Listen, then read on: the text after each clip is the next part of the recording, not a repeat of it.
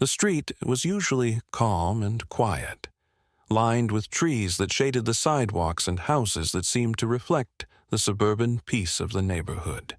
But today, the silence was shattered by the screeching sound of tires as a car swerved off the road and crashed into a utility pole. The impact sent the vehicle spinning, finally coming to a stop with a burst of sparks and smoke trailing from the hood. Within seconds, flames began licking at the sides of the car, quickly consuming it with alarming speed. A crowd had gathered, their faces etched with horror and helplessness, too afraid to approach the inferno. The sound of fire crackling filled the air, and the smell of burning rubber and gasoline was overwhelming. People stood frozen, some dialing emergency services, but none daring to intervene. Davon, a 12-year-old boy who lived just a few blocks away, was walking home from school, his backpack slung over his shoulder.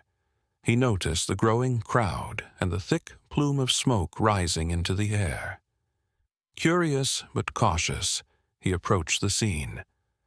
As he got closer, he heard the piercing sound of a baby's cries coming from inside the car, high-pitched and desperate. Without thinking twice, Davon's heart raced, and a surge of adrenaline shot through his veins. He could see the small figure of the baby through the window, trapped in the back seat, struggling as the flames drew nearer.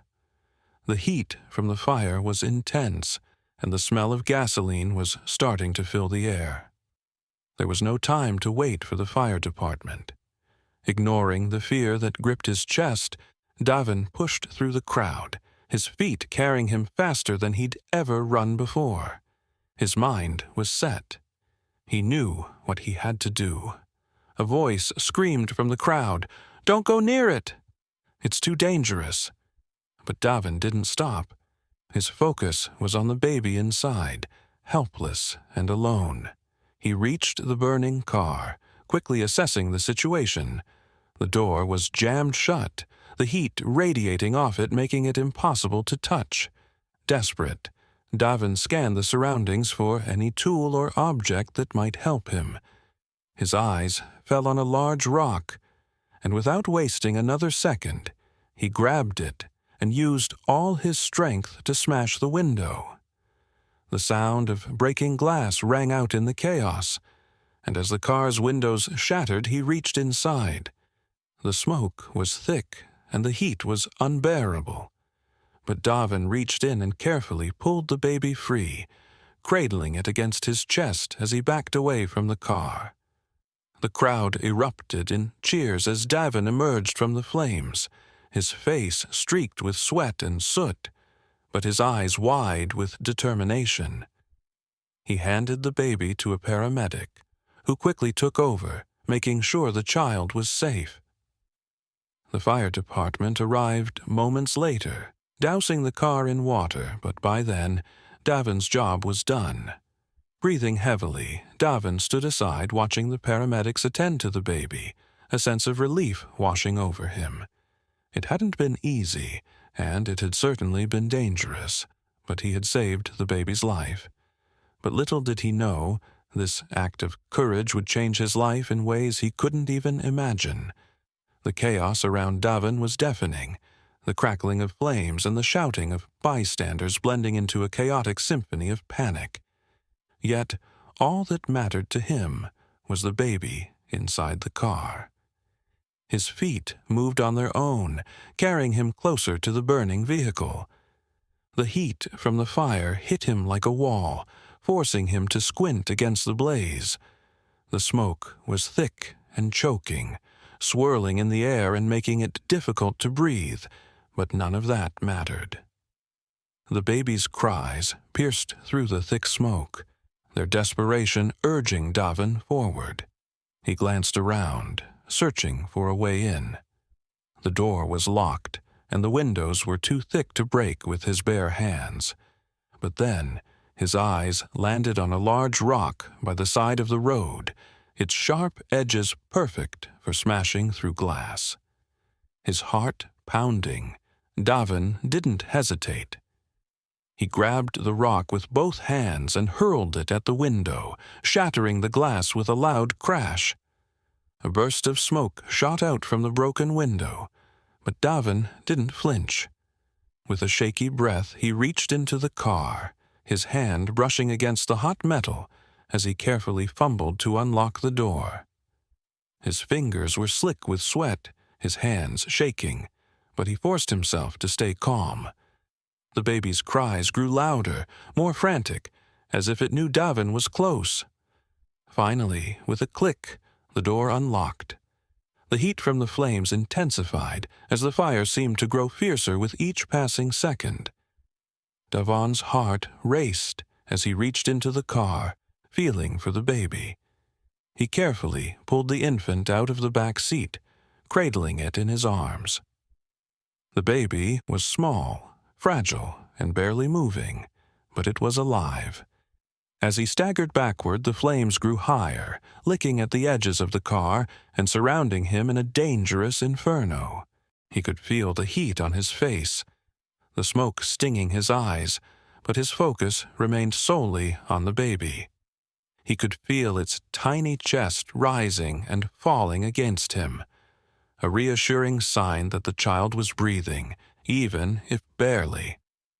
Realizing how close he was to danger, Davin quickly wrapped his shirt around the baby, trying to shield it from the worst of the smoke and embers that were falling from the sky.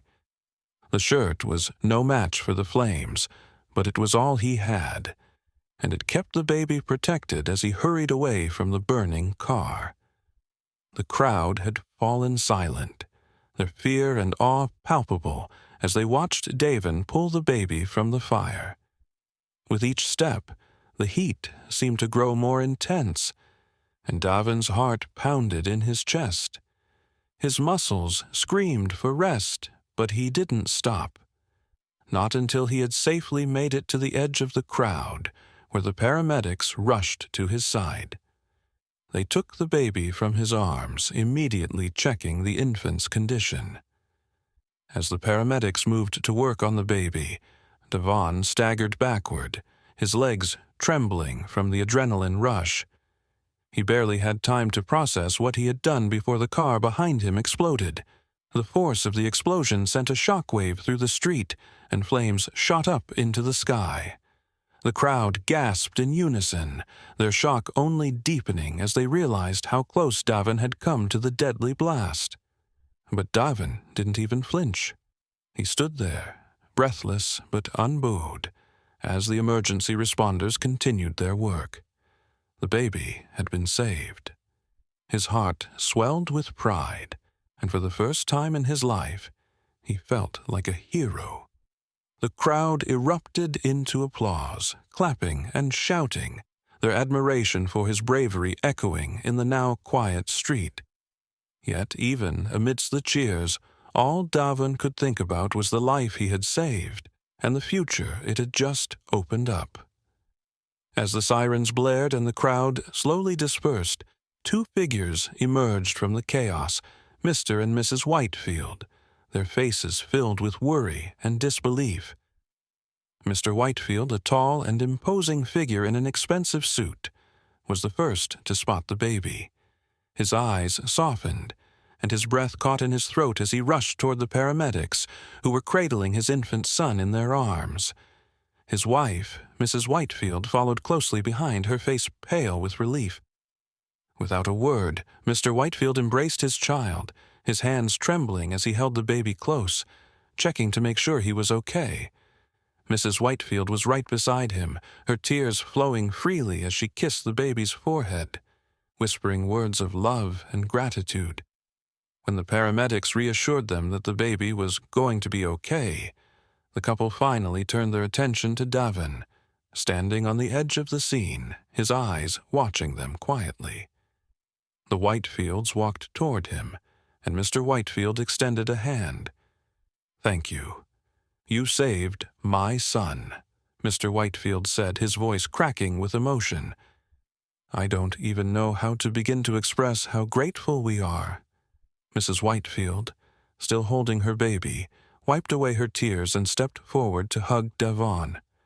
She didn't say anything, but her embrace said it all. She was overwhelmed with gratitude, trying to comprehend the depth of what had just happened. "I just did what was right," Davin said, his voice humble as he pulled back from the embrace. He looked down at his shoes for a moment, not quite knowing how to respond to all the praise. "Right. You risked your life to save ours," Mrs. Whitefield replied, a touch of wonder in her voice. "You're a hero." The moment was interrupted by the sound of camera shutters clicking and microphones being thrust in Davin's direction. News crews had quickly arrived at the scene, eager to capture the story of a young boy's bravery in saving the child of one of the city's wealthiest families. As reporters asked him questions, Davin kept his composure, answering simply and truthfully. "I just saw the baby, and I knew I had to help," he explained, his gaze remaining steady despite the growing crowd and media attention. "I didn't do it for any reward. I just wanted to save a life." The Whitefields, now calmed and reassured by the paramedics, watched Davin, astonished by his humble nature. It was clear that the young boy wasn't interested in the fame or attention. All he wanted was to help. Once the media had settled, the Whitefields asked Davin about his life.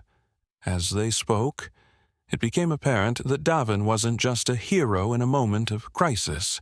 He was a hard-working, dedicated young boy with a heart full of kindness. He told them about his single mother, who worked tirelessly to provide for him and his siblings, and how, despite their struggles, he always tried to help others in need.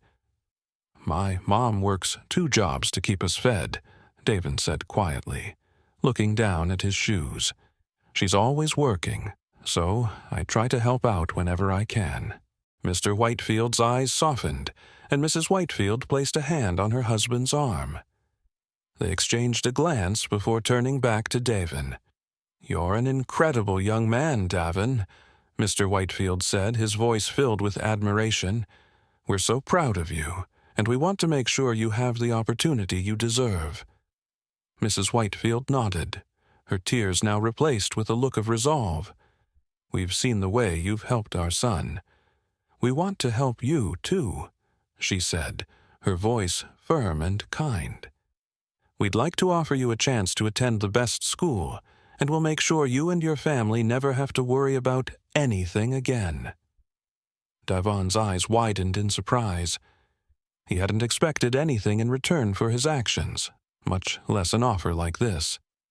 He hesitated for a moment, unsure how to respond. "Are you sure?" he asked quietly, looking up at the couple, still processing everything. "I didn't do this for any reward. I just wanted to help." "We know," Mrs. Whitefield said with a smile, "but you've already shown us so much, and we want to make sure you have the chance to make something of yourself." Overwhelmed, Davin nodded. He had never imagined such an opportunity for himself, but here it was, a chance for a new life, for a future he had never dared to dream of. The Whitefields had given him the hope he needed to believe that things could be different. Davin sat silently in the back seat of the luxury car as it glided through the streets. He wasn't used to this kind of life, cars this expensive, and mansions that stretched for what seemed like miles. He could hardly believe it as they made their way to Mr. Whitefield's home, a sprawling estate tucked away in a quiet, affluent neighborhood. He glanced nervously at his mother, who sat beside him, equally wide-eyed. "Mom, do you think this is real?" he asked quietly, his voice full of disbelief. His mother smiled at him, her eyes twinkling with a mixture of joy and awe. "I don't know, son, but I know you deserve something good to come from all this." The car finally came to a halt in front of an enormous marble-floored mansion, its columns and ornate windows gleaming in the afternoon sun. As the door opened, Mr. Whitefield stood on the grand steps, waiting with his warm smile. He greeted them both graciously and led them inside, introducing them to his family. Mrs. Whitefield, who had been equally moved by Davin's actions, warmly embraced them. Inside, the house was like something out of a magazine. Chandeliers hung from the high ceilings, fine art adorned the walls, and elegant furniture filled the vast rooms. Davin couldn't help but feel small in such an extravagant setting, but his mother squeezed his hand, reassuring him. "Welcome, Davin," Mr. Whitefield said, leading them into a cozy sitting room. "You've already done so much for my family, but we want to do something for you now. Your courage and kindness deserve to be recognized." Davin shifted uncomfortably, but nodded. "I just did what anyone would do. I didn't expect anything in return." "That's the exact reason we're so impressed," Mr. Whitefield responded. "You've shown a level of selflessness that most people only dream of. But you should have a future, a chance to do even more for others." He paused, as if letting the weight of his words sink in. "We've talked with our team, and we want to offer you a full scholarship to the best schools. We'll cover all the expenses, from tuition to living costs. Your education will be taken care of for as long as you need it. And that's not all." Mrs. Whitefield joined in, her voice warm and sincere. "We've also discussed how we can help your mother. We'd like to offer her a high-paying job at one of our companies, something that will make her life easier, a chance for her to relax and not worry so much about everything." The room went quiet. Davin's heart raced in his chest as the magnitude of the offer set in. His mother's eyes were filled with tears, and she placed her hand gently on his arm. "This is too much," Davin said, his voice barely above a whisper. "I didn't do anything for this. I just wanted to help." Mr. Whitefield leaned forward, his gaze steady and kind. "You did something extraordinary, something that most people wouldn't have done. And that's why we're offering you this. Not because you asked, but because we know you deserve it." Davin looked at his mother, who was now crying softly, a smile on her face. She squeezed his hand again, her eyes filled with pride. "I never thought we could have something like this," she said quietly. "I'm so proud of you." Davin's mind was spinning, the world around him feeling almost surreal. A part of him wanted to refuse, to insist that he could make his own way. He didn't want to feel like he owed anyone. But as he looked at his mother's hopeful face, he realized how much this could change their lives. With a deep breath, he finally spoke. "Okay, I'll accept it. For you and for us." The Whitefields smiled, both of them reaching out to shake Davin's hand. "You won't regret it, Davin," Mr. Whitefield said. "You'll have the chance to do incredible things, and we'll be here to support you every step of the way." That night, as Davin lay in the guest room of the Whitefields' home, he stared out at the stars. It felt like a dream, like something that could never really be his. But it was real, and in that moment, he made a promise to himself. He was going to work hard, not just for his own future, but to pay this kindness forward. Davin's first day at the prestigious school was a whirlwind of emotions. He walked into the grand campus, surrounded by students who seemed so much older, more polished, and confident. But Davin didn't let the nerves get to him. He held his head high, thinking about how far he had come. He wasn't just a kid from a rough neighborhood anymore. He was a student at one of the best schools, with everything paid for thanks to the Whitefields. At first, the transition wasn't easy. He had to get used to the different expectations and the pace of the lessons, but Davin quickly realized that he was capable. He excelled in his studies, impressing his teachers with his work ethic, enthusiasm, and the sharp mind he'd always carried. despite the lack of opportunities in his past. Every time he got a good grade or answered a question in class, he thought about how much his life had changed. Back at home, things were improving too. His mother had settled into her new job at one of Mr. Whitefield's companies, where she was treated with respect and paid a salary that allowed them to move out of their cramped apartment and into a much larger, safer home. The weight of their struggles seemed to have lifted, and now, instead of worrying about rent or food, they could think about the future. The bond between the Whitefields and Davin's family grew stronger with each passing day. They saw each other often. The Whitefields visited Davin's new home, and his family occasionally joined them at their mansion for dinner. What started as a simple act of kindness from the Whitefields turned into a genuine friendship, one built on mutual respect and shared experiences. Months later, Davin visited the Whitefields' home again. The little girl he had saved, the baby he had carried from the burning car, was now a toddler, full of energy and curiosity. She ran to Davin as soon as he entered the room, her eyes lighting up as she recognized him.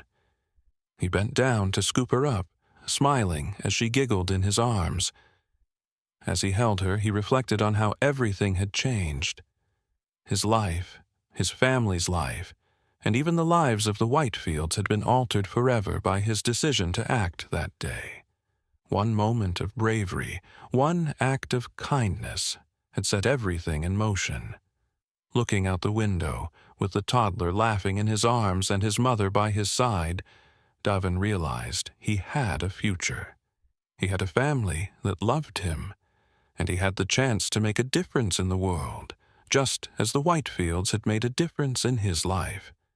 The story ends with Davin walking down the driveway, the toddler still giggling in his arms, as the sun sets on a future full of possibilities, a future he could have never imagined, but now, thanks to his courage and the kindness of others, was his for the taking.